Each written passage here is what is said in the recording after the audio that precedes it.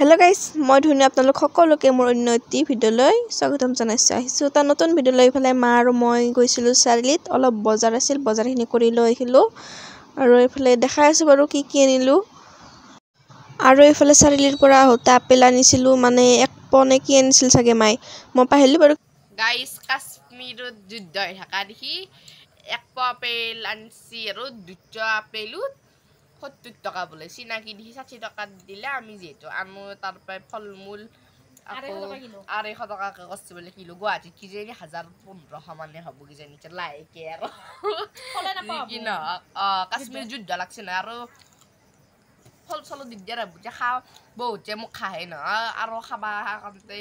আৰম্ভ কৰিছো ঠাণ্ডা খাইছিল ইমান খাবা পাৰা বুলি আৰু খাম হেয়া আঙ্গুর খালো মই দোকানত 12টা মান মামি দোকান রান্ধে মামি খাবারছি বড়া হদ না আঙ্গুর দিতে বড়া মিছা না দিনো দোতলে আৰু ইফালে মাই অমিতাৰ লগত বয়লাৰ মাংস বনাই গাইস এবাৰ অমিতাৰে বয়লাৰ মাংস খাই যাব অমিতা আৰু কুমুৰাৰে কি টেস্টি লাগে কলো কি আৰু ইফালে মাংসৰ আঞ্জা ৰেডি আৰু ইফালে ভাত কাই খাব ওলাইছো মানে মাই ধুনীয়াকৈ সাজি দিছে ইফালে ভাত ইফালে অমিতাৰ লগত বয়লাৰ মাংস আৰু ইফালে জলকীয়া পিয়াজ নেমু আৰু নিমখ আৰু ইফালে বগৰীৰ আচাৰ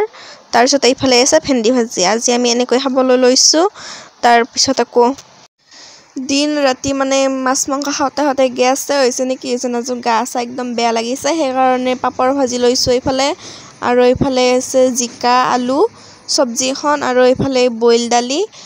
আৰু বইল দালিত আছে কণ বিলাহী ভেন্দি আৰু অমিতা তাৰ পিছত আকৌ তেতেলী আচাৰ লৈছো ইফালে মানে কণী আছে গাইস কিন্তু বনবা ইচ্ছা জানা আৰু খাবাৰো ইচ্ছা নাই কণী গিটা ৰাতিলৈকে খাম আৰু ভিডিওটো শেষলৈকে চাওঁতে বহুত ধন্যবাদ।